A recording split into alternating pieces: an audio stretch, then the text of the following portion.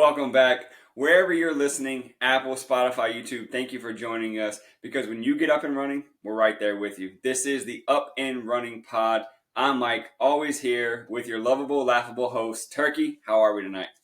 Man, it's crazy out there tonight, and it's raining, it's nasty, but had some breakfast casserole for dinner, man, ready to go. There you go. He's ready for you folks.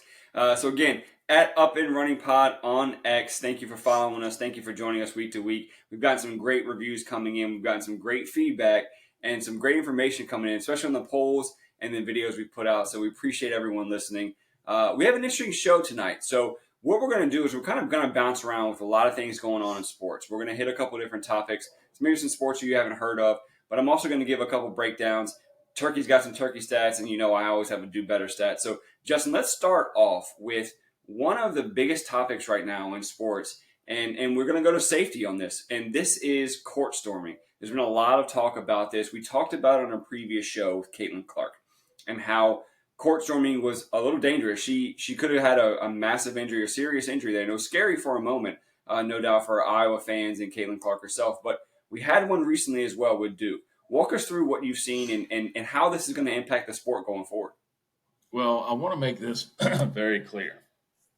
I have heard a lot of this. I actually heard it this morning on ESPN, on Get Up, that it was somehow the Duke player's fault. I do not care what he did, how he was walking. The safety of the away team is the home team's job. The school has to keep the players safe. I do not care if you beat them for the first time ever. It doesn't matter. The player's safety shouldn't be put in jeopardy. And when you have an 18, 19, 20-year-old kid, they're going to do something stupid and end up doing some harm. So he sprained his knee. I believe that's what the diagnosis is right now. But in no way, shape, or form is it his fault. I don't care if he stuck his leg out. The bottom line is this. He was put in a situation where it doesn't matter what he did. They were going to try to get to the court and see their team, and that's fine. Hinder him getting off one way or the other, know that something was going to happen. Now, well, I will say this. Hold on. Before you jump into that, I will say this. I do want to make sure our listeners, because we're going to break this down because this has an impact to really affect college sports and the college landscape going forward. This is very different than Caitlin Clark. Caitlin Clark didn't initiate any contact. If you go back and look at the replay, the Duke player did reach out. He did reach out and initiate contact. He was the first to initiate contact. So when you say there's never a chance where it's his fault or he did nothing wrong, I agree with you that it's the home team's responsibility to protect the away team at all costs. The reports came out that Wake Forest didn't have enough security there, and that is a shame on Wake Forest. That is your fault. However, they just think they suck. I mean, that's why they didn't think they'd do it. Sure, and I get that. And again, they need to have that responsibility. But now, so we're past that because they blew that already, right? So now the kids come on the court. The Wake Forest student did not try to initiate contact, didn't try to hit him. Contact was initiated by the Duke player. So I got to say there too, get off the court, but make that your main focus, not trying to push people through. Get off the court and do what you can. Now, in the speed of that moment, we can always sit here and Monday morning quarterback and second guess, but I do got to jump in and say that this was a little different than Caitlin Clark. This young man did initiate contact. No, I'm not saying it's not different. I agree with you, and I've said that. The bottom line is this: he shouldn't be put in that situation, okay? And at the end of the day, I don't care if he did it or not. The storm that was coming from Wake Forest fans, he's not making it through that without getting some bumps and bruises. Sure. I mean, it was thousands of students pouring on the court. Listen, the SEC knew this was going to be a problem. The SEC put out some money. Hey, I think it's $100,000, $250,000, and $500,000 for your first three offenses. It does nothing. It's laughable that they think that little bit of money in the SEC matters.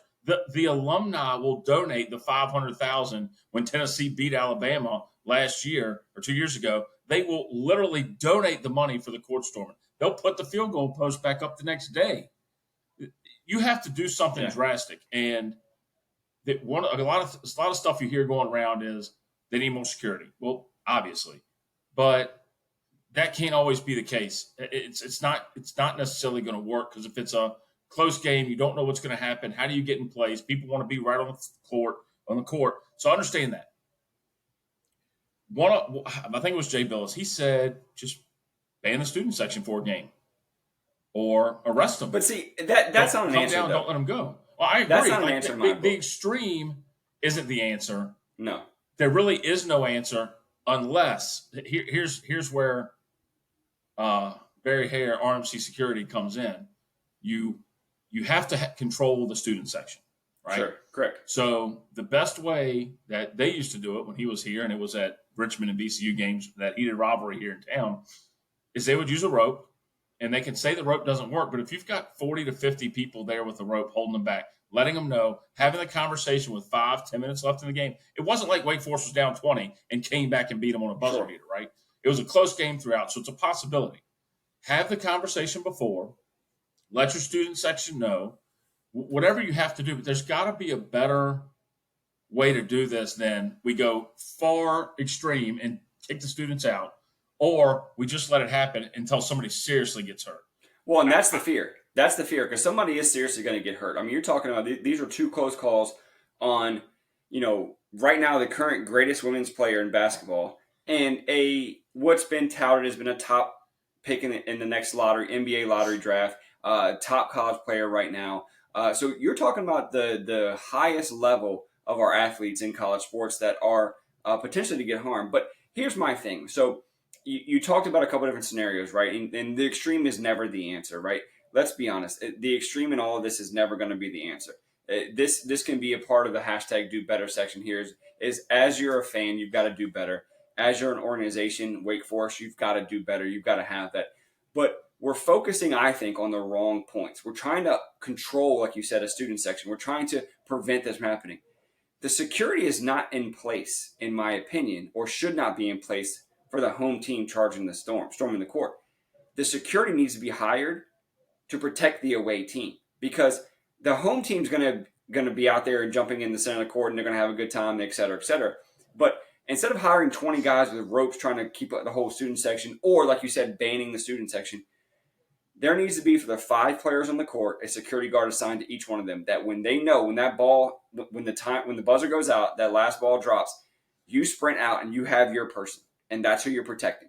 Now, everyone can storm, and your responsibility is to get those 5 players off the court, because those that are on the bench aren't in really any danger. Let's be honest. They're just not any good either.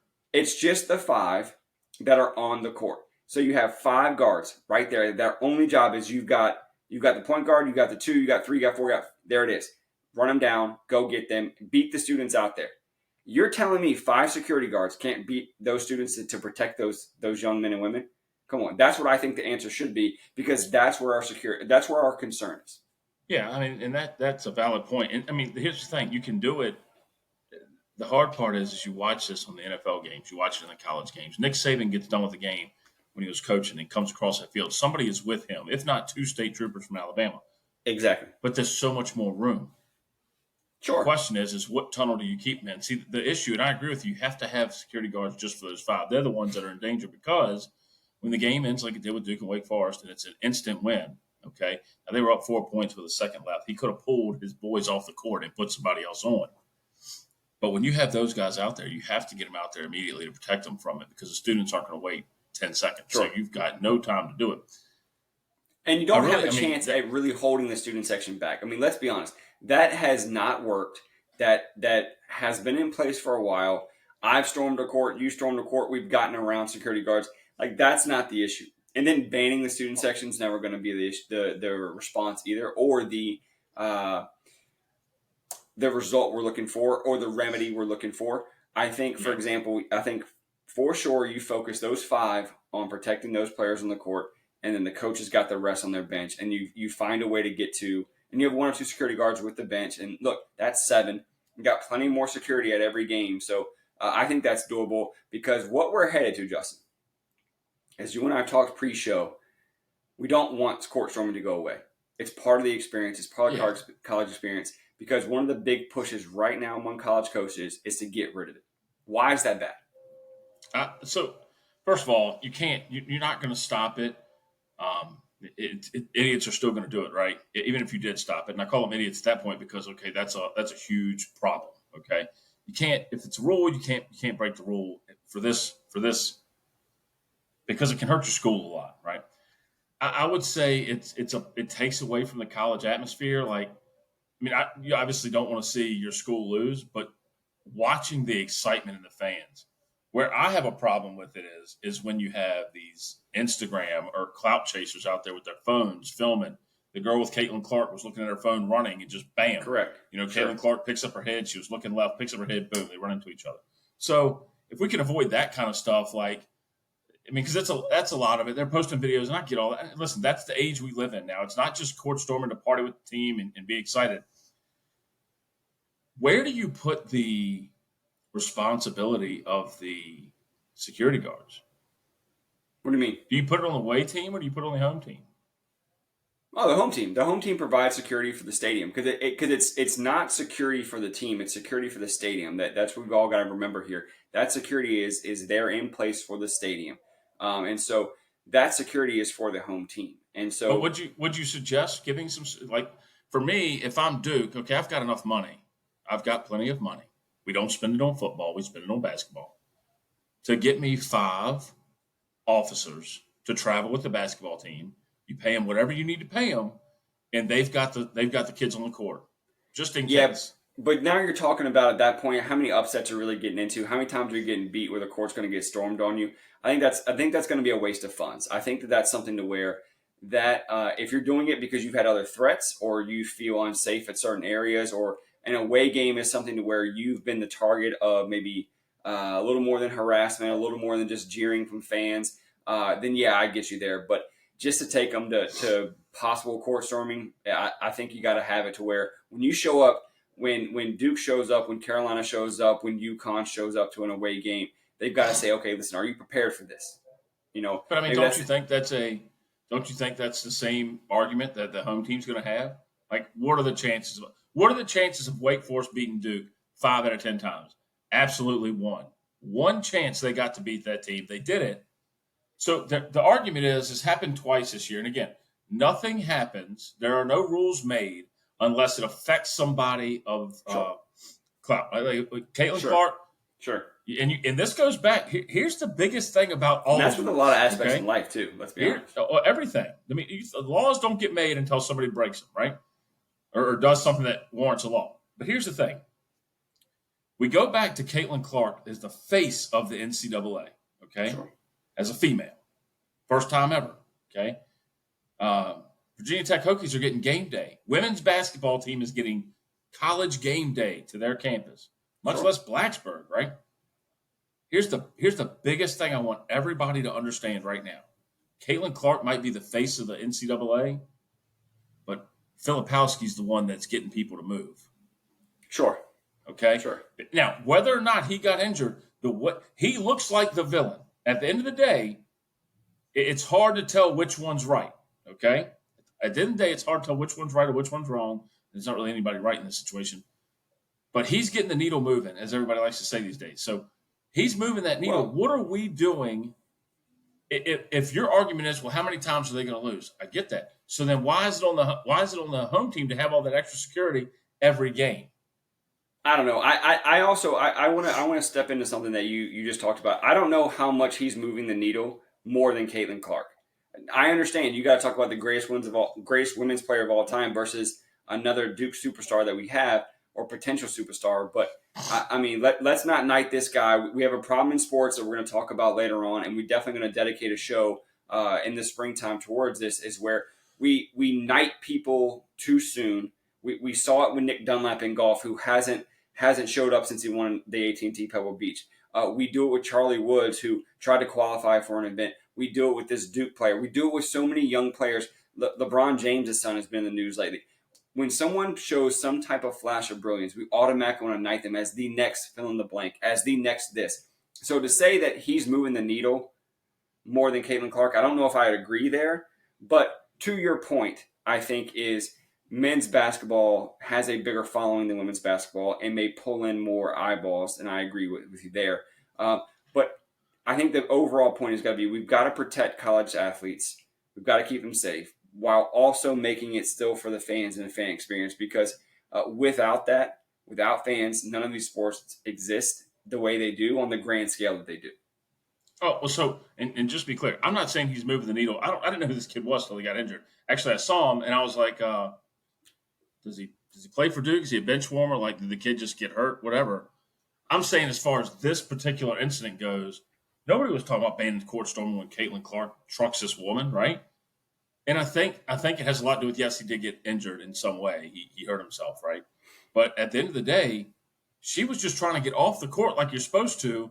Sure. And wham, bam, thank you, ma'am, smacked right dab in the middle of the court. And it dazed her, but it didn't knock her out. And I just think that goes to show, like that right there to me, she would have her own. If I'm Iowa or her, because she has the money, I'm having somebody at the game come get me when the clock strikes 0. Because they've been upset now. They've been upset 2 more times. Sure.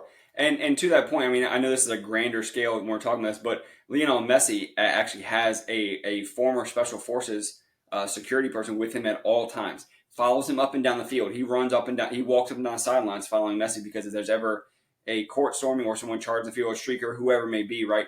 He's there. His sole job is to protect Messi. And so now Messi's got billions more dollars than Caitlin Clark probably, and we understand that. Literally. But to your point, I think that's a great example. But I do think that protecting the college athlete is important. The fear that I have is that we're getting to where they're going to just ban this entirely, and we're going to get to the point where it's going to really hurt the game, the fan experience, the viewing experience, because that's what we're getting into, and that's my fear. Yeah, and honestly, I'm going to tell you right now, Robert, if you're listening, what are your insights at Richmond? I mean, I've gone to games with you. You've been at Richmond games for years, and smaller school, but what are your thoughts if Richmond was, had Duke in or Virginia and smokes them? The Richmond's had their fair share of upsets. What goes on? What are the policies? What do you think works?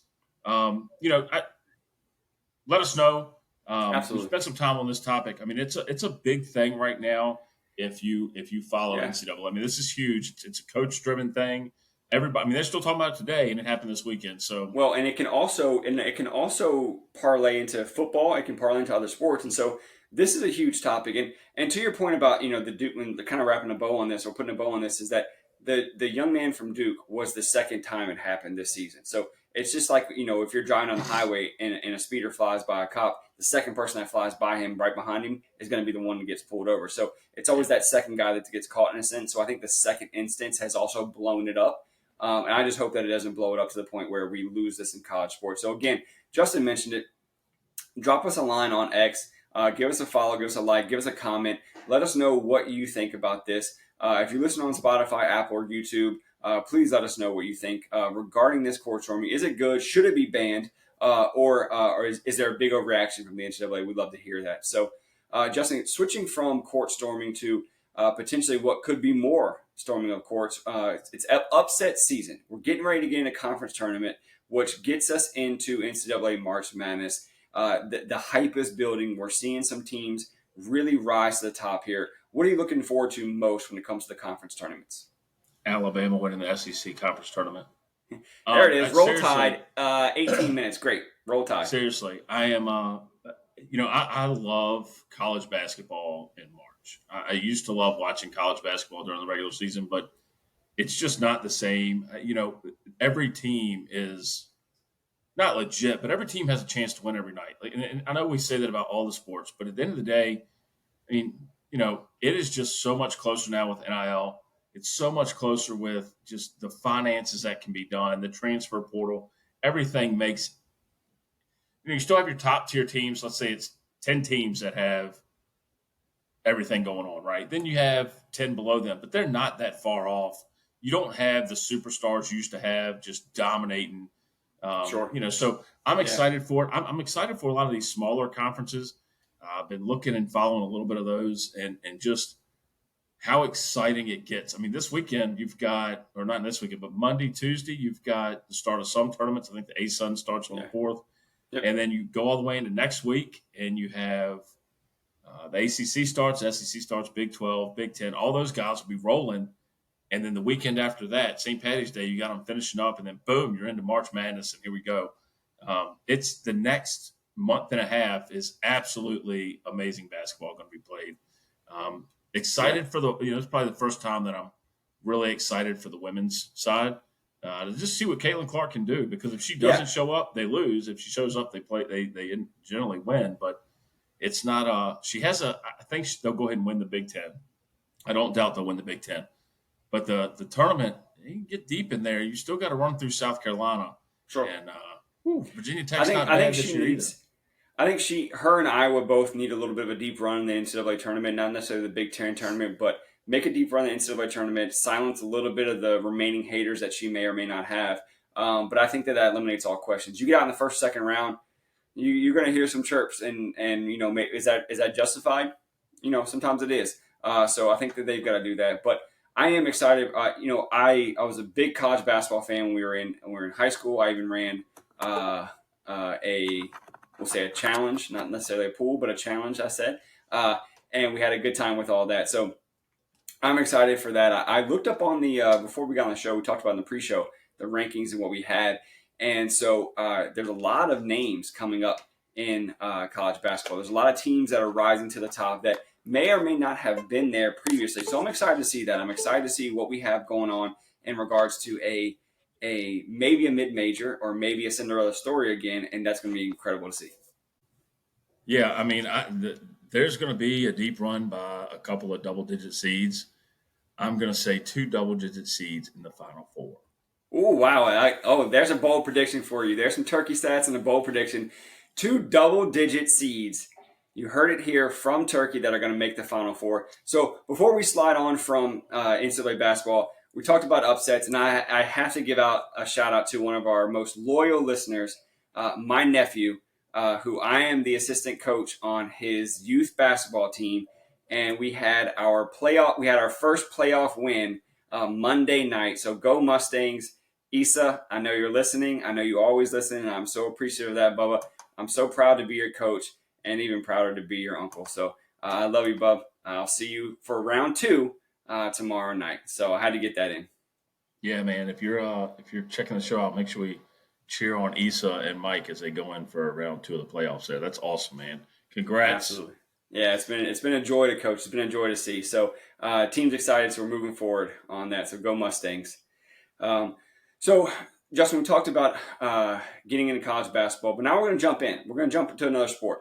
We're going to jump into a wild finish this past weekend under the lights in NASCAR. Take us through what happened and why this was also a small part of history. Yeah, so this weekend was excellent. Some good racing, had some crazy activity on the track all throughout the race. Kyle Busch, my boy, he was a lap down at one point, gets his lap back, works his way to the front, 5 or 6 caution flags in that time period, just silly stuff going on. Then they get to the end of the race there. They were running 4 wide at one point, and they were at Atlanta. So that's not a place that you run 4 wide. That you really don't have the grip to do that. And they did it. I mean, it's just these new cars, I guess, are doing really well, handling well. So they're in the pack. They've got 2 wide. He breaks out to go 3 wide. He brings somebody with him. Daniel Suarez is on the outside of him. So to set the scene, Daniel Suarez is up top, close to the wall. Then it's Kyle Busch. Then it's Blaney. So Blaney's down here. He's leading the race. Suarez is up top. He's in second. Suarez starts to go back. Busch starts to make his run, and Bubba Wallace couldn't keep up with him to keep him moving. And so he's making a run on his own. If he had Bubba Wallace, he probably wins the race. But they get to the checkered flag, and you can see it. 3 wide, coming in tight. It looks like it's going to be one of the greatest finishes ever, and it is. 0.003 seconds. Kyle Busch finishes third. Blaney finishes second. And Daniel Suarez comes away with the win. Photo finish. It just the camera they have to take this shot is unbelievable. Sure. When you watch it live, when I watched it live, I thought Blaney had won the race, but Suarez had beat him and by the inches. And quick side note, funny humor there. So Samantha Busch, Kyle's wife, he said after the race, I just needed a couple more inches, and she goes, "I've been telling you that for 20 years." So. It was awesome. I mean, it was great to see Kyle have some trouble early on and come back. I don't want to see him have trouble, but to have the trouble and to come back, they got the car right for the night. Daniel Suarez, heck of a win. He's a wheel man. Way to drive. It just, and Blaney, he's just picking up right where he left off last season. They go to Vegas this weekend. That's the Busch hometown. So hopefully he can come away with a win there. Go ahead and put his name in the chase this season. Get that over with. But NASCAR's looking good. I really would encourage our viewers, listeners, to really check it out. The racing has been actually pretty daggone good. Oh yeah, you're talking. It was really good at Atlanta, but at Daytona it was kind of started out slow. But Atlanta they were running hard, they were bumping, they were moving. It was really good. I mean, this was like a scene out of a movie. I mean, you had 3 cars lined up perfectly, coming down, couldn't separate them, couldn't see from the naked eye. Had to go to technology to see who won. Incredible finish, and then we also had that exciting finish at the Daytona 500. And you talk about a big finish there with maybe people aren't a fan of the wrecks. I understand that, but that's an exciting finish as well. So NASCAR has been putting it up lately as far as great finishes, and there's been a more influx of NASCAR fans lately. They've reported. So good for NASCAR, good for them getting exciting finishes, and congratulations to Suarez. Justin said, a true wheelman to get that done. So they're going to Vegas now, Justin, and this is going to be race 3 of the year? Race 3, yep. Big race. They start the West Coast swing now.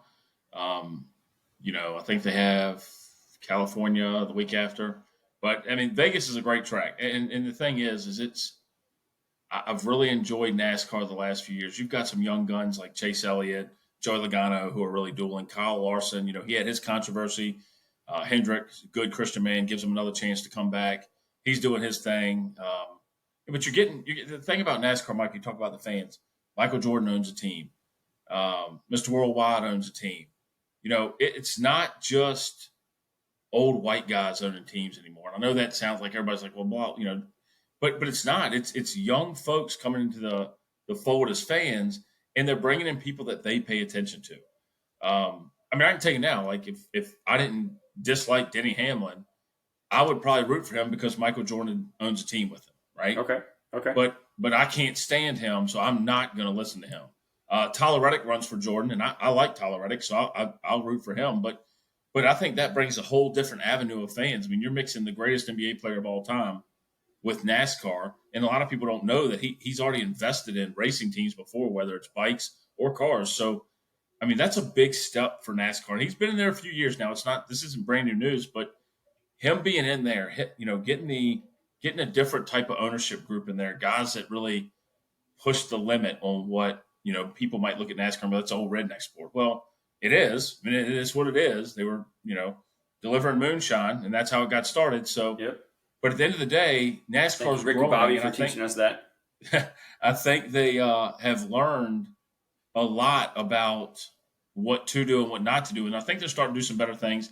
Hopefully they'll start, Dale Jr.'s doing a big job of bringing back some of the old tracks for some virtual racing. Hopefully they start bringing them back, putting them on the schedule. North Wilkesboro is one of them. That'd be great. Rockingham's another one. These are things that old NASCAR fans are going to remember, but these are good racetracks, fun racing. So I'm glad it's doing well. I mean, Atlanta was a good race, and hopefully Vegas is the same this weekend. And so if you're a NASCAR fan out there, stay tuned with us all year, all season. Justin's going to be having a lot of coverage on the NASCAR coming up. He's a huge fan, big follower of the sport. So if you're looking for any kind of NASCAR nuggets, Justin's going to have them for you so you can put them in your group chats, get that group chat wisdom that we talk about. So stay tuned for anything coming up with NASCAR. Justin, we touch on it just about every week, so we're going to dive into a little bit of golf. Golf kind of had what's called maybe an off week. We've had some major tournaments previously this year, and we have some big ones coming up, starting with the old Honda Classic, which is the Cognizant, now called the Cognizant, coming up. You got Bay Hill after that, and the Players. But this past week, they were in Mexico at the Mexico Open, and one of the young stars, young up and comers that they have dubbed, Jake Knapp, wins at 19 under, and really with a leaderboard that you didn't really recognize anybody. Yeah, and listen, I've heard about this. I've heard about this and heard about this. On X, it is an argument every day. The LIV Golf guys are like, look at that leaderboard, it's crap. I'm like, well, you know what? None of the LIV Golf guys would play in this tournament either. Nobody plays in some of these tournaments. When you're running 50 tournaments a year, you're not going to have the top 20 stars in every tournament. You got to take weeks off. Weeks off. My thing is this, it's not even about taking weeks off. It's you're gonna play where the most money is, and you have a stretch coming up in March where you've got 5, 6, 7 tournaments that are big money tournaments that you can't. Playing in Mexico doesn't help you. Sure. Let those other guys go out there and get a win. Again, this is not a product of LIV. Okay, this has nothing to do with LIV Golf. This has been this way for years. That tournament is for somebody that is outside the top 50 to go and win. And I know there wasn't that many top 50 players, top 100 players there. But at the end of the day, I'm tired of hearing about the Mexico Open. Like, it's just a tournament on the PGA Tour. It's not that big of a deal. But it's an event to have an event, because you don't want to just have an off week where no one plays, right? Because you have hundreds of guys that are not in the top 20. These big names, they play in Ryder Cups, they play in President's Cups. These guys are still out there trying to earn a living and earn a paycheck. And so you got to give them a shout too, because there's tons of baseball players that people don't really hear about or know about. The guy's the 25th man on every team. You don't really know him. You don't really know who he is. But he's still grinding for a professional sport, grinding for a paycheck. And that's what these guys are out there doing. So shout out to Jake Knapp. They say he's one of the silkiest, smoothest swings you've seen, and it sure does. It does appear to be that way, but he still gets about a 190 ball speed out of it, which is incredible to see. Hit it well all week. A recognizable finish. He struggled on Sunday. He was 1 over through, I think, 16, and I think he ended up finishing either 1 over or even par. But he ended up winning the event at 19 under by a good margin. Looked cool, calm, and collected out there, the same as we've seen with Nick Dunlap. And again, we've talked about this. We're going to do a whole show dedicated to this, where young stars or early wins may not always be the great predictor of success going forward. Sometimes people have great moments, and sometimes people have great wins. And we've got to stop saying, "Oh, he's the next this. Watch out for him. He's going to be a star. Let's all calm down. Let people enjoy their wins, 1. And 2, let's stop saying people are great, because great players such as Rory McIlroy, Jordan Spieth, and Justin Thomas, they've earned it. They've gotten that far. They've done this time and time again. Someone who comes out and wins their first PGA Tour win, calm down. It's 1 win. Let's be honest here. So, again, golf does this and overhypes it way too much. It's such a hard sport that your golf game can leave you tomorrow, and you're stuck trying to find it. So, again, congratulations to Nat, but the PGA leaderboard argument, you had a good point. None of the LIV guys would have played in anyway. So, right, and the big thing is, and I know we're getting ready to talk about, touch on this a little bit too. Is you hear a lot about the OWGR, and for me, if the Asian Tour didn't get more points than the PGA Tour, and I know it probably didn't happen, that's where I would agree with a LIV argument. Sure. Because you had 21 LIV players there, and 5 of them are in the top 15 in the world. Okay, sure. That's just the bottom line. And I think that's something that you look at. Okay, and I think that's a big complaint. And Mexico didn't have a whole lot of good players, if any. And it's just, the OWGR. Yeah. The OWGR is going to find its way away. It's got to, right? It's got to. But the LIV guys are in Jeddah this week at Royal Greens, and they've got another tournament coming up. And my question for you is, Mike Mills, are you going to be tuning in? No. I'm not an Anthony Kim fan. I wasn't an Anthony Kim fan when he played over 12 years ago. I thought he was overrated when he did play. I was never a big, AK-40. Listen, I thought all that was nonsense hype back then anyway. Played well. I mean, don't get me wrong, he played well, and then just fell off the map and disappeared. The video did get leaked of him warming up, and someone, I think, quote tweeted it perfectly and says, that's exactly what I've pictured Anthony Kim to look like after not seeing him for 12 years. So I thought that was hilarious. Shout out to the Barstool guys. I think that was them on the Foreplay pod. But so I'm not going to be tuning in to LIV just because Anthony Kim's playing. If it was on this week and you had the Mexico Open, I would probably tuned in. Probably. I think it would have been better golf to watch. But I won't be tuning in. I don't understand the hype. I don't understand his whole touted comeback. I mean, calm down. I mean, there's people that have come back from I think more serious injuries and have really risen to the ranks. Someone like a Max Homa who got his card, lost his card, got his card, lost his card, and now has risen to top 10 in the world. I think that's an incredible story that doesn't get enough hype. Gary Woodland coming back from brain surgery definitely got the hype of Riviera, but there was no big lead up to his comeback. I mean, that we're talking about Anthony Kim. I mean, he hadn't played golf in 12 years. Calm down. Listen, I'm going to tell you right now, I could care less. And honestly, I don't wish bad on anybody, but I hope he shoots No. 85. I hope he shoots 85. I hope he shoots 85. I hope DJ shoots 85. Rom shoots 96 because Rom's been running his mouth all week. See, I have no problem. I have no problem with you joining LIV.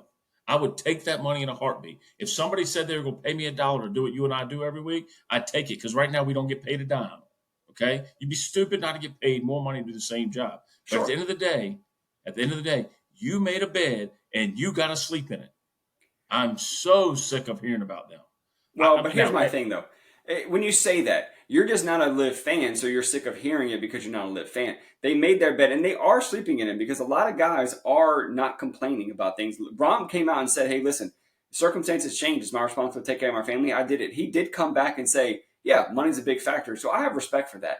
I have respect for guys making more money to play less golf. I think Rom was also, probably their new face, if I'm not mistaken. And so for him getting news media, they're trying to pump their tour up as well. I don't have a problem with what he's been saying. I really don't. Who I do have a problem with is Taylor Gooch coming out and saying that if Rory wins the Masters, there's an asterisk to it because he's not playing. Give me a break. I'm sorry. If you were good enough to play in the majors, you would have already qualified before you went to LIV. Sorry. Yeah. I mean, I can't help you. That's one that I don't agree with is that if he had played well enough, he would have got a sponsor exemption because his LIV teammate, not teammate literally, but his LIV playing mate on the same tour, blah, blah, Joaquin Niemann got a special invite. And I think he should because Joaquin Niemann is a phenomenal player. We saw him not too long ago shoot 59. That was a big story that came out. So Joaquin Niemann is going to be at the Masters. Taylor Gooch is not. So if Augusta National doesn't think you're good enough to play, don't call Roy's an asterisk because anyone winning at Augusta is never going to have an asterisk. That course is hard enough by itself. Jack was hurt with a back injury one year. Should we put an asterisk next to that? Should we have an asterisk to the years that Tiger missed? I mean, what are you talking about? The greatest player. Every event that Tiger missed is going to be having an asterisk because Tiger Woods didn't play? Come on. I mean, Jack Nicklaus, arguably the greatest player of all time, and by Tiger's measure, Jack is still number one. Missed tournaments. So, I mean, he's not playing in this year's Masters, so asterisk. I mean, Tiger missed several years because of injury, and you're going to tell me that's an asterisk now because the greatest player of all time wasn't playing in the tournament? I think that's so stupid. And that's, I don't know if that's for clicks. I don't know what that was for from Taylor Gooch. He's been in the news a lot lately. He was part of a LIV trade. He did win LIV Player of the Year, so he's been playing well golf. He's been playing golf well. I'm not going to take that away from him. But a very important distinction to make is this. Joaquin Niemann plays on other tours. He plays in other events that's not just LIV. Taylor Gooch only plays on LIV. So Joaquin Niemann's playing around the country. He played in Dubai, and I think he got tied for second. And so he's playing in other events. So that's why he's also getting a sponsor exemption. He's not just playing 54 holes at a party scene wearing shorts. Right. And he's also not playing against guys, admittedly, I don't have to practice as much to play LIV golf. Admitting that. But I understand that, but sometimes, but he still is playing against DJ, Rom, Cam Smith. I mean, there's some very good players. DJ was the one that said it. He didn't have to practice as much to play LIV golf. Well, DJ didn't practice that much on the PGA Tour either. But we're digressing. And here's the point. The point is that I don't think I'm going to be tuning in just because Anthony Kim showed up. I do want this to become some point a merger where we do see the best in the world play against each other because I do think an Augusta National – I know these guys get a chance to play. Brooks, Rom, DJ, they get a chance to play. But some of the best players in the world, if they're not there because they aren't qualified for it, I do like seeing Augusta give a special exemption. And it also makes me wonder, will the other three majors give some? I know the U.S. Open has qualifying procedures. The PGA, I probably doubt will invite people, and the Open Championship has other qualifying procedures as well. So we'll see what happens. Yeah, I mean, I'd be interested to see if they bend the rules to bring some of these guys on, but I'm pretty sure that the big names are already in.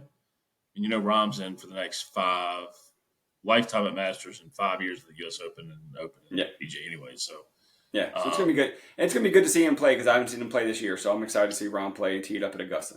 Yeah, I mean, listen. At the end of the day, and I wasn't necessarily asking about Anthony Kim, and I'm glad you brought that up though. Like I want to see him play, see what he's got. I was an AK-47 guy. I mean, he was not above Tiger. Let's get that straight first. But he did bring some flash, okay? He did bring some flash. The Ryder Cup was cool. As far as the tournaments go, I mean, like I like watching the golf. Like you see 1,000% more golf, and so I mean, for me, I mean that would be the reason I would watch it this weekend if I watch it. A lot going on, but somebody's got a birthday this weekend.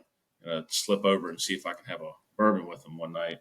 But I, at the end of the day, I mean, I think I'll tune in for a few minutes, check out, see how the new shot stuff is going. I'm excited for the Google part too. So Yeah. The LIV has got some technological advancements that I'm hoping that when they win and if they do merge, that does get brought over to the PGA Tour. So, Justin, we are creeping into March. And with March brings baseball season, and you can tell behind me I am a big Yankee fan. I cannot wait for baseball. We're going to have a spring training. We're going to have a opening day episode. We're going to highlight some opening day features, talk about some big topics. But before we get into too much baseball, Justin and I wanted to touch on a little bit. Spring training is right around the corner. Opening day this year is going to be in Korea. We have a series where the Dodgers and Padres are going to open it over there on March 20th. And so we do see that. So that's going to be exciting.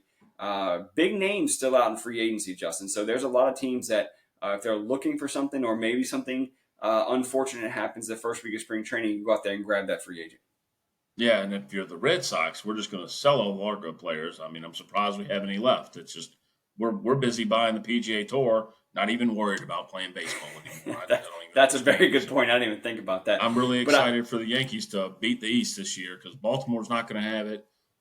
Toronto and Tampa are just terrible teams. So, I root for the Red Sox to go 0-162 every year. So well, you know what? I hope they do. Maybe we'll get some better draft picks because we suck right now. All right, so switching out of baseball again. Stay tuned. We're going to have that coming up. But Justin, so spring training in baseball, and before that, right on the same time, we do have starting this weekend is the NFL Combine, where college athletes from around the country are going to show up here in Indianapolis and give their best in a set of skills and drills. Now, this has been widely also talked about through the NFL community, NFL fans, that a lot of people don't believe in the Combine. They don't participate. Some do, some don't. And for one, am a pretty big Combine fan. I do enjoy it. I've missed it the past couple of years due to travel and different things, but I do enjoy the Combine. I like seeing the 40. I understand that doesn't necessarily portray into NFL skills, and I get all that, but I think it's interesting to see where guys are, where they stack up. So, Justin, what's your favorite NFL Combine, I guess, exercise or workout? It is the 225-pound bench press. Now, it's absolutely, back in your heyday, how many do you think you can put up? I could have hit 30. Easily. I don't think 30 is a problem. There it is. The record in the NFL is 49. And you think you can hit 30? Oh, I mean, I tell you what, mark it right now at 40 minutes in the show on February 27th, 2024. By August 27th, 2024, I can hit 25. I'll guarantee it. Listen. For those that don't understand out there, Justin is actually an incredible athlete. There's a big debate. His father is in there, Matty B's in there about Justin not being an athlete, but Justin is an incredible athlete. So I actually do believe Justin can hit 25 by August. I also do believe he'd give everything he has and every ounce of effort he has to hit that 30 if he was in the NFL Combine. So I'm never going to doubt you, Justin. You know, I've always been a big supporter. No, I appreciate that. The issue with hitting 30 is it's still 19 behind the record. In 2011, defensive tackle from Oregon State smoked it. I mean, and the thing is like 225 isn't really prevalent right now as far as an NFL player goes because nobody weighs 225 pounds. It's just a strength test. It's an endurance test. Sure. But the goal for me as a man is 315. Like that, I want to be 315 10 times.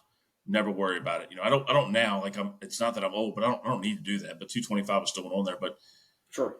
But when you were a kid growing up, like 225 pounds, you know, because it was the combine number for going into the NFL was a number to hit. And I mean, Coach Blanton used to get on me all the time. He's like, you got to be repping them things out real fast. Like you can't play with 220. You need to get there, and that needs to be your starter. And I just remember getting there. Like that was the ultimate goal to get there when you're a freshman, and then you're there, you know, by mid-year, and you're moving along.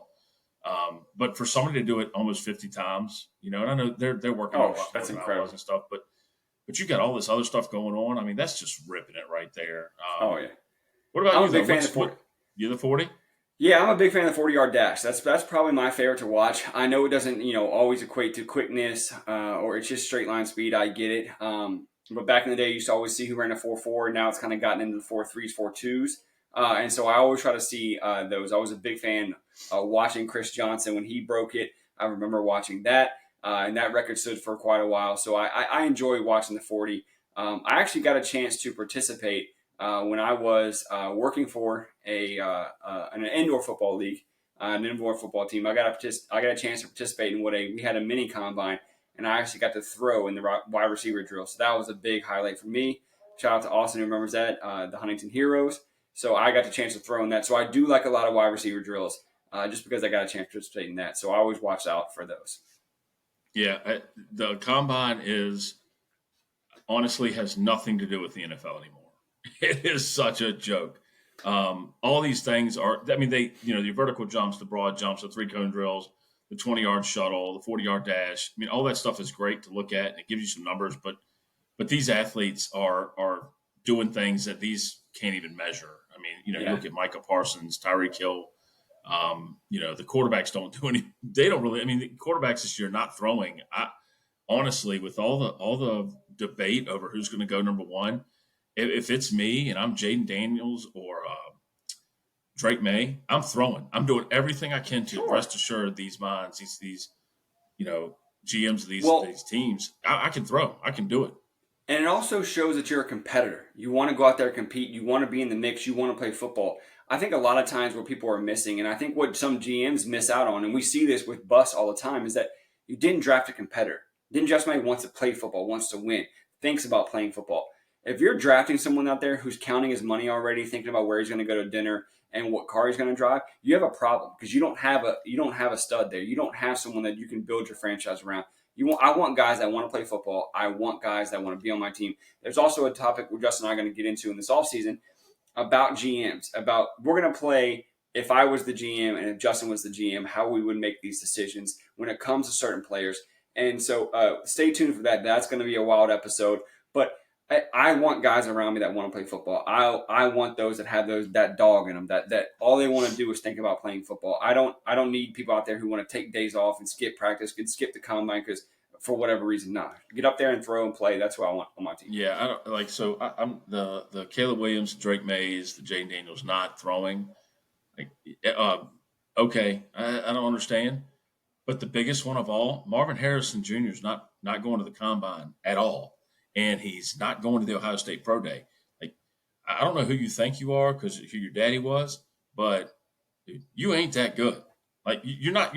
You're good. You're going to be drafted in the top 10. Don't get me wrong. Let's walk that back a second. But you still need to go out and show. They need to be able to test your mental fortitude. And if you don't show up, if you don't let them in, what are you giving them to go off of? Because right now, what they're going off of is, y'all didn't do squat. You lost to Michigan 3 years in a row at Ohio State. So what good are you? You run and get open and catch the ball, but are you making plays against good opponents? Well, we don't know. What physicality do you have? What can you show me? Sure. And you're not doing that before the draft. Now, if he's going to have private workouts, I'm fine with that. I get it. But at the end of the day, man, this is your time to shine in front of the nation and in front of all 32 GMs, all 32 head coaches, anybody that wants to do football. And I actually think they should do away with pro days. I think they should do away with pro days. You have one chance, show up at the combine. And if you don't want to show up at the combine, okay, then your college resume is going to stand for itself. This whole pro day where I get a chance to set up exactly what I want to do and I'm only going to do the drills I want to do. When has the NFL game ever catered to a rookie? When has the NFL game ever catered to a football player? It's going to play out in the field. So you show up and you're like, well, I'm going to only do what I want to do. I'm going to throw 10 times. What are we doing here? Well, now I would agree with you, except the combine's limited to who it invites. Okay. So the top guys, I agree with you 100%. That's what you pay scouts for to go to college football games. The guys want controlled environments. They want to get the biggest payday. They don't want to make a mistake. One mistake can dock them $5 million. I mean, again, remember the greatest quarterback of all time the GOAT, as they call him right now, Tom Brady, okay?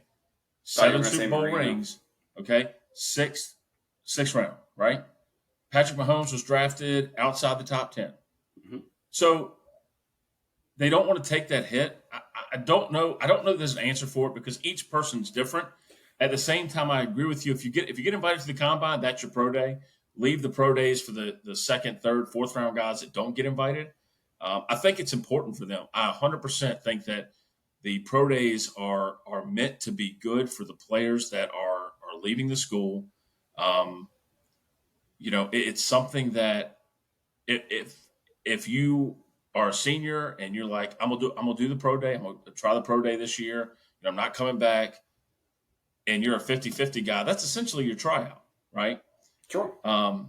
But to that point, they also have the senior bowls and things like that. I mean, it's a lot of looks coming, but again, the top guys, I don't understand. I just can't. Tolman's probably grabbing his steering wheel, hoping that I make this point because I've got to make it. To your point about people going up to the combine and maybe they don't do well or whatever it may be, and their draft day stock drops and they get $5 million less.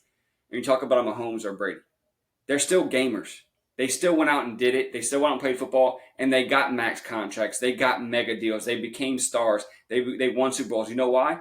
They wanted to play football. They didn't care about where they were going to dinner, what car they're driving, and, I had to set it up my way and do all this. No, they showed up and played. And so you brought up a good point. Had Mahomes gotten drafted first or second, let's say he goes to Cleveland, would Mahomes still be Mahomes in the Cleveland Browns?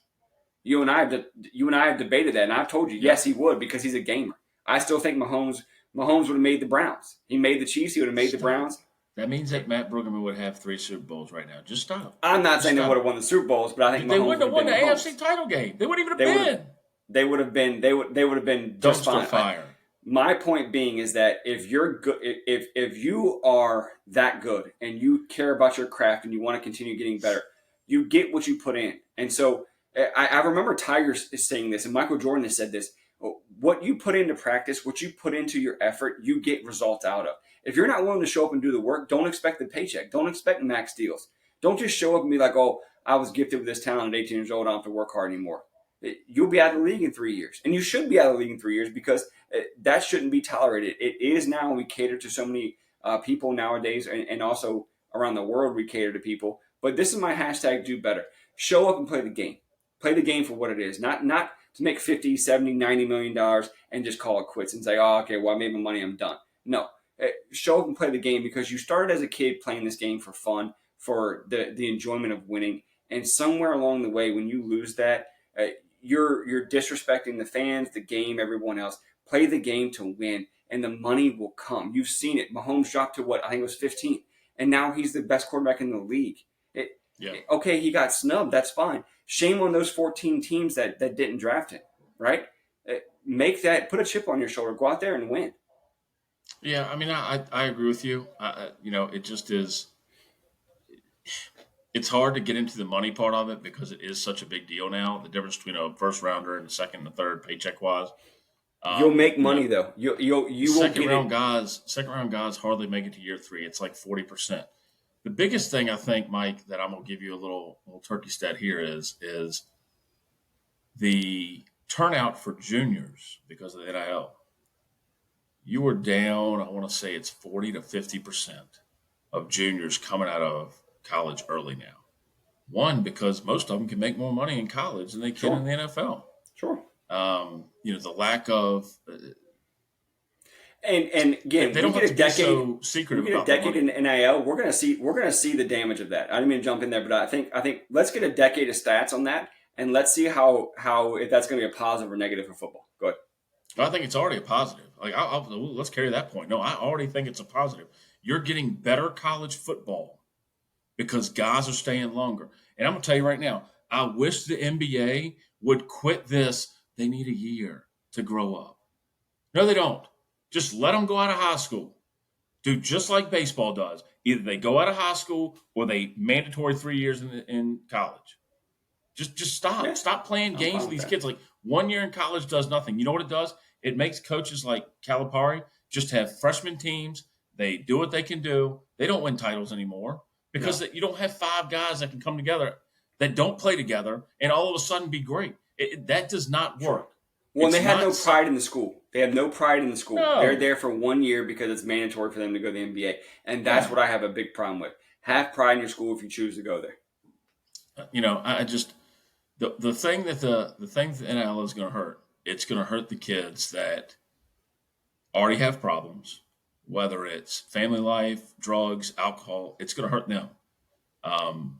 That's the negative side of it, in my opinion. I don't care about all the money. I don't care about the way they behave, whatever. I mean, we've got prima donnas before this. But I think the positives are it is going to help the NFL. It could possibly help college baseball. I think it helps the athlete feel their worth and see, this gets back to what you're talking about with the guys getting more money. The colleges are making so much money. I don't know what they do with it all because, everybody talks about they're barely making money, blah, blah, blah. You got to fund the rest of the sports. Well, I understand that. But the colleges are making, like the NFL guys, and I said this every year at Atlee High School when I was there. There's no reason that the football team didn't get taken care of like the women's basketball team did. Okay? There's no reason, shout out to Becky Levy, head coach of the year, I believe, in 2003, or should have been, for winning a state championship in softball at the highest level, that the basketball team should have gotten more. Okay? The things that went on in high school showed me what would happen in college and showed what happened. The big schools get the money, and that should happen, but the colleges are getting the money, right? Like, and I'm not saying us as players should have gotten it in high school, No, sure. not at all. But these kids aren't worried about going to the next level and getting money because they're getting it now. They're getting taken care of, and if I can stay one more year and net $1 million or $500,000, and I go to the pros and it's $990,000 plus I got to pay my agent, plus I got to pay this, plus I got to pay that. But the school's taking care of all of my care, all of my weight, all that stuff. I'm gonna stay in school for another year. But you're gonna stay up and go make money. Yeah, and you're gonna stay and go get your degree as well, and because you may not, listen, the fallout rate to the professionals drops off dramatically, right? So you may not be there. So again, let us know what you think about the NIL. Let us know what you think about the state of college sports. We touched on in the beginning, and then we kind of circled back to college here at the end when it comes to court storming, NIL. There's a lot going on in the college landscape, and we'll see what the stats look like and what the professional game also is going to look like, because again, that's the future of all of our professional leagues right there, and it starts in college. So Justin, before we dive into our last segment, so as we are in 3-year-old season for horse racing, our end of year, if you stuck with us this whole way, or maybe you fast forwarded because you wanted to get to the horse racing, we're going to end all of our podcasts for the next leading up to the Derby 150, the first Saturday in May. They're going to end with horse racing. We're going to do a quick horse racing segment. So Justin, before we dive into that, what else we got on sports? Anything else that we need to whip around coverage on? No, I tell you, it's crazy. I've been following some hockey. There are a lot of good teams in hockey.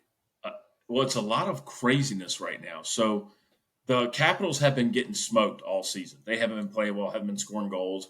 They've won 4 out of 5 now. They're playing tonight against Detroit. Might be in the playoff picture all of a sudden. They were 9 points back at the break, which is crazy.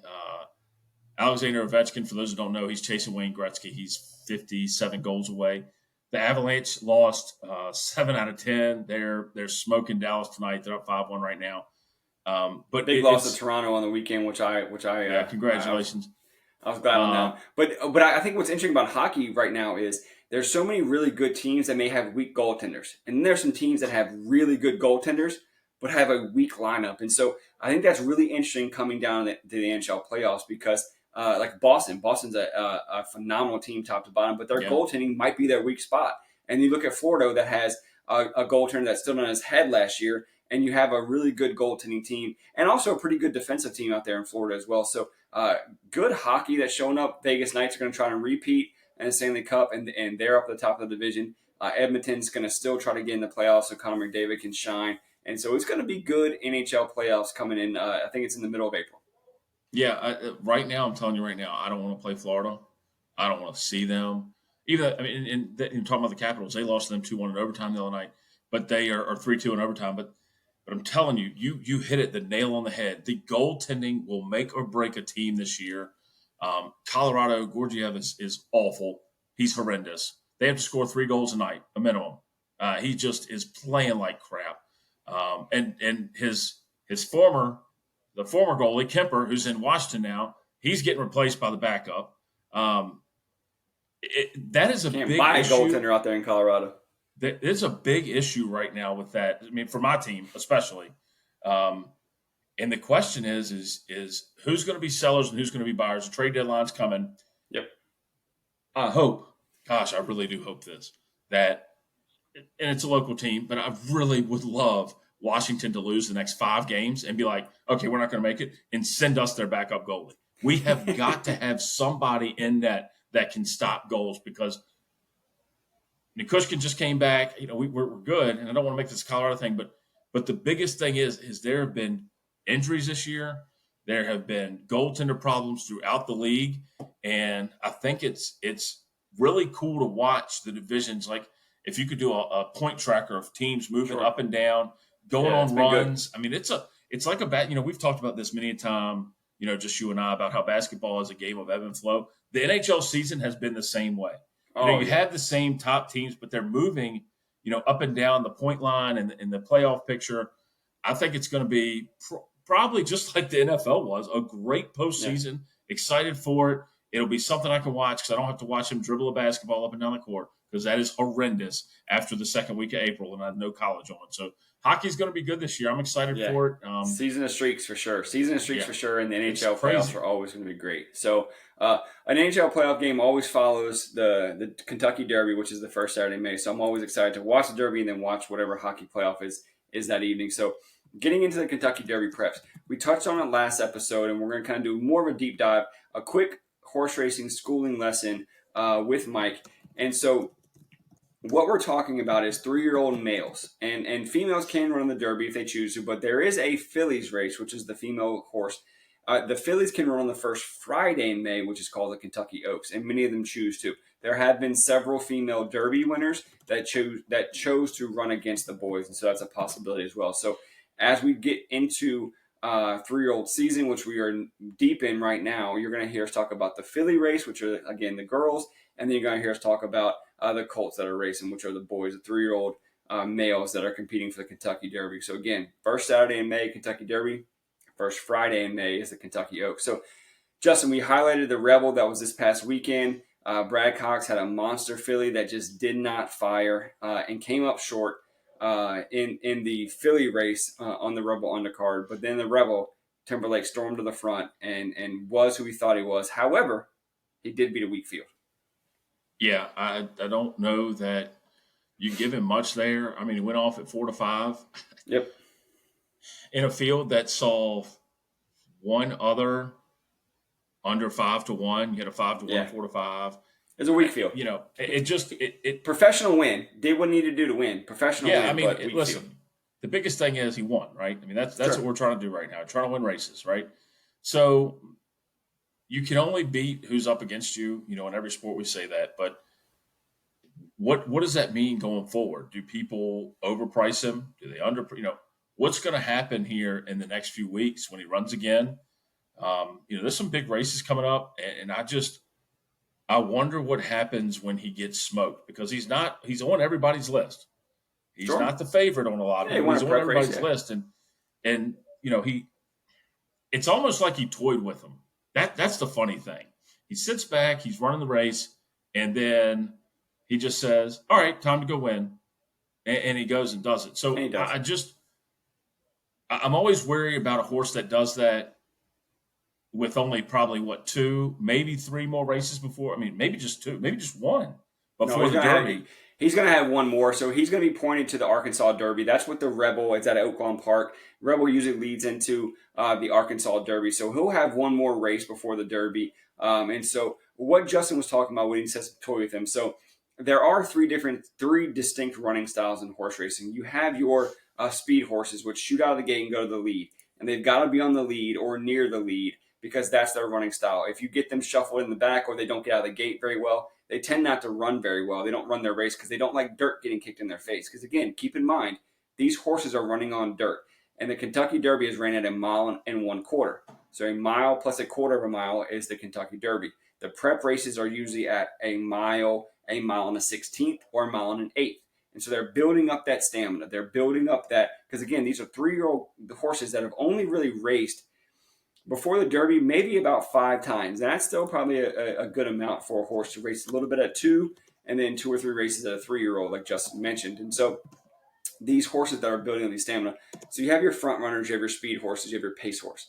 And then you have your stalker or your mid-pack. And that's what Justin was talking about with Timberlake was. He sat 4th or 5th in the race on the outside, so not closest to the rail that you see when you watch it on TV, kind of towards the middle of the track, or a few horses outside, and maybe the 3-path or 4-path if you looked at this as if it was a track for track and field. So you have those mid-packs, you have those stalker type of horses. And then you have ones that are way back that fall to the 7th, 8th, 9th, 10th, or 11th place, and they're far behind everyone. Those are closers. They kind of jog and lag up and keep with the field because they have a one-turn boost, and when they come off the turn to that final stretch run to get to the finish line, they have that one-turn boost. And the jockey steers them out wide typically to get clear, and once they see daylight, they know it's their cue to hit it because, again, that's their running style. So you will see this.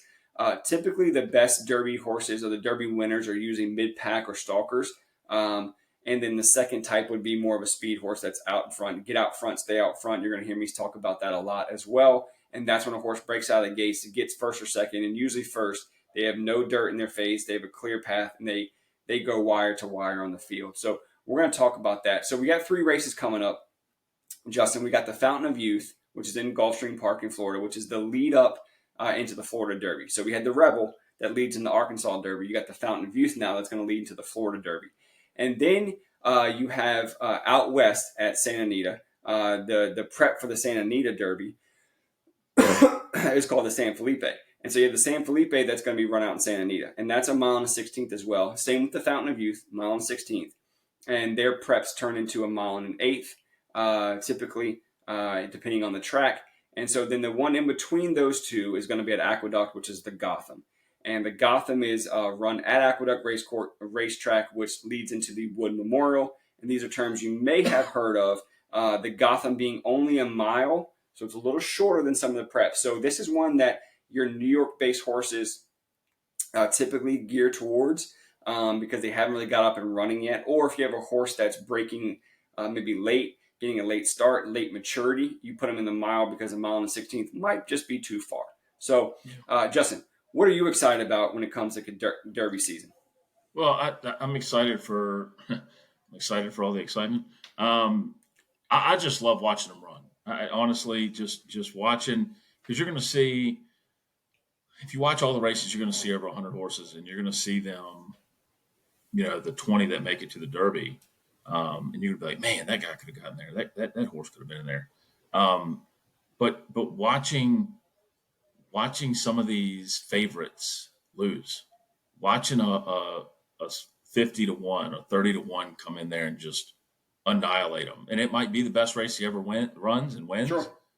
But that's the great thing about it is there's a lot of unknowns. Like this is not, they come out with their list of who is this and who is that, and every year there's a couple of unknowns that nobody is like believing in, nobody cares about. Like they ain't gonna do anything, and they come out and they either win a race, they finish in the top 3, 3 times in a row, and just changes the picture of what the Derby is. Sure. And it's hard. It's hard to predict. They're so young. They're maturing late. And so when you're looking for a Derby horse to pick, what you want to pay attention to is that horse progressing every race? Did they get better in speed figures, if you like speed figures, and we'll go into that in a different show, what speed figures are. And a quick side note on speed figures, that is what someone has designated how fast of a race they ran. So the higher you get into the 80s and 90s and 100s, those are elite speed figures, the 90s, 100s, and that's what you're looking for. Did they increase their speed figure each time? Did they race better each race? And so that's what you want to see getting in the Derby because, again, these horses are maturing. Some are late bloomers, and it's just frustrating. But, again, keep in mind, you get one shot as a horse. You get one shot at this. It's your 3-year-old year. That is it. If you don't qualify, if you don't make it, if you get sick, it is what it is. And that's a tough thing for some owners and trainers. Yeah, I mean, especially for the ones born in the later half of the year. They're still young. But at the end of the day, the great thing about this is you get to watch something that is it's the jockeys they do a great job, right? Like the jockeys are awesome. They're a big part of the horse racing. I get it. But you're watching an animal that has been trained and knows what it's doing, and hopefully they're doing the right things and taking care of them and things like that. You hate to see the Bob Baffert stories that there's still questions about all Sure. of that, but you're watching this just phenomenal athlete get around a track and the pure strength. I mean, we talked about it with the Oh, combine. I love just the strength that these animals show. In that, you look at them, the sweat's just beading off in the winner's circle, and it's like that dude. He just gave everything he could to go yeah. out here, and he won this race. And it's And the just it's coordination, the yeah, coordination with to the do what gallop is they incredible. do, to get in the turns. I mean, it's not you're not born with this instinct Sure. as a natural horse, as a wild horse. So you're thinking about the generations before, the ones that are in Secretariat's lineage, and you know just what that means, the pageantry of it all. I mean, it's just a beautiful day, but when it gets down to it and the dirt's flying, there's nothing better than watching them just absolutely eat that dirt going around, and Yeah, just it it's comes called up the out the most hoof, and here we yeah go. called the most exciting 2 minutes in sports for a reason. I look forward to this day every year. It's one of my favorite sports days. My family was big into horse racing. I grew up watching it. I grew up around it. Really enjoy the sport of it, sport of kings, as has been also called too. So Justin talked about Secretariat's lineage, and for those that are either new to horse racing or getting into it, Secretariat is arguably considered and widely considered the greatest of all time. And so when we talk about lineage, it means the babies that Secretariat had that had babies and down the line. And so that's a big part of it, because if your father or your mother of a horse, as a horse were sprinters, you're more than likely going to be a sprinter. You have a lot more natural speed built into you. That's what your genetics are going to kind of show. And so as horse players, as us, the fans, we're looking at, did the horse lineage provide stamina, speed, maybe a combination of both? And so that's a big part when you're doing your handicapping, looking at horses to see who you think is going to be a winner. Again, stay tuned all year. We're going to have these wisdoms. We're going to have these small nuggets. I'm not going to dump them all at one time, because I don't want to overload anyone. I want to kind of take piece by piece. So again, we're talking about these prep races. We talked a little bit about lineage. And so looking forward to this Saturday, we have the Fountain of Youth, which is at Gulfstream Park. Two big horses in that. Justin's going to be Dorak and Lot. Lot trained by Todd Pletcher, Hall of Fame trainer. One of the best. You'll see his name over and over again. Ridden by Jose Ortiz, one of the Ortiz brothers. I think Irad Ortiz is the greatest jockey on the planet right now. So his actually younger brother, Jose Ortiz, is is on his level. He's been great. He's a champion jockey, no doubt about it. But so you're going to see his name, and that's Locke's trainer and combination jockey. Dornock is trained by Danny Gargan, maybe a little bit lesser known of a trainer, but a phenomenal rider, and Luis Saez on him. So those are the two that are going to meet up in Florida to see who's going to take on that Fountain of Youth. Yeah, big race this weekend. Hopefully the weather holds off. It's been rainy this week here. I mean, I would like to see a dry race down there. These are two. This is a big race for two horses, so we'll see what happens down there. I know you're excited. I'm excited. Sure. I think it's something that is a lot of fun to watch. You pay attention to it and really learn something when you watch. And Mike's going to give us those insights each week, break it down for us so we can understand. Even as someone who's watched it a long time, there's a lot of information Mike has.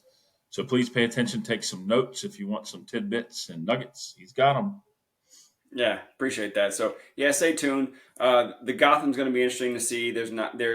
It's tough to gauge. It's a mile race. Brad Cox and Todd Pletcher have a couple entries in there, so watch out for the Gotham replay. Let's see who wins that. That one I think is wide open. That's way up in the air in my opinion. So we're not going to break that one down too much. And then you got in the Santa Anita, the San Felipe, which is the leading to Santa Anita Derby, which has produced quite a few Kentucky Derby winners. Bob Baffert has got a half the entries over there, just about. He's got a long stable out there. But again, he's suspended, so none of his horses can actually qualify. So we won't focus too much on Santa Anita or any of the West Coast tracks this time, because Baffert really does have a stranglehold on West Coast racing. yet they aren't allowed to run in the Kentucky Derby. So again, we're talking about Kentucky Derby prep. We're getting you ready for that first Saturday in May for your group chats. If you go to a Derby party, we want to make sure you're prepared. So we want to make sure we focus our time and efforts on that. And so again, all your Kentucky Derby information we're going to have here. We're also going to sprinkle in a little bit of Oaks. Just FYI is the name of a horse that is running in the Phillies race. And so watch out for her, because I think that is a superstar in the making in the Phillies race to run in the Kentucky Oaks, trained by Brad Cox as well. He's got some legends. Pretty sure it's Brad Cox. He's got some absolute monsters coming out. Sorry, Bill Mott chains, just FYI. I apologize, not Brad Cox. Brad Cox had the Philly this past weekend in West Omaha. Just FYI, trained by Bill Mott, rode by Junior Alvarado, who has been a dynamic duo in racing the past couple of years. So, again, just FYI is that Kentucky Oaks runner. But again, for all of your Derby coverage, we're going to have you here at the end of our pods each week on the Up and Running pod. So, wherever you listen, wherever you're following us on Apple, Spotify, Twitter, YouTube, whatever it may be, drop us a line, drop us a comment. Let us know what you're thinking. Let us know what you thought of the races, and then all the content that we bring you each and every week. We're so thrilled to do this, and we're happy you're with us. Justin, what do you got for us to close us out? Well, it's a big weekend. You've got NASCAR, you've got LIV, you have horse racing, as you've just heard. Spring baseball is on every day. You've got a couple of games. College basketball still kicking in. You got the big rivalry week coming up next week for the major conferences. Hockey is taking off. A lot of 23 games left for most teams, so be looking at that. It's February was kind of a slow month. Football ends. You move into the NFL's got the combine. They've got the draft coming up. Things like that. Right. Trade deadline, free agency, all that. Excuse me, free agency, not trade deadline. They have all that kind of stuff coming up. It's March makes the turn, baby. We're right in the spring. You're getting all your summer sports. Everything's coming in. And for long, we'll be watching the Kentucky Derby here in another month or so. So, a lot of stuff this weekend to get you started. And as Mike kept up on the horses, I'll work to keep you up on NASCAR. And we will have some exciting shows coming up dealing with the Masters. You have March Madness. You've got the Kentucky Derby. Some extra shows during the week, and then some extra shows with stats and what would you do, GM, things like that. So, big stuff this weekend, but keep looking forward to those exhilarating shows with guests and all the fun that we like to have here. Yeah, please tune into us, because we do have guests lined up. We do want to bring those aside. We've teased it a little bit, and we also have the shorts Justin mentioned we're trying to bring to everyone as well. So let us know what you think of those shorts. We do have some just wide-ranging topics that we're going to talk about that may not be sports-specific, right? We're going to get into those. So, again, we're teasing a couple of these things. We've got a lot planned for the spring, a lot of sports to talk about in the spring, as Turkey mentioned. So for Turkey, I'm Mike. As always, I'm saying be kind, be humble, and always be grateful. Justin, it's been a great show. At Bama Turk 46 on X. Let me know. Holla at me. Have a good night.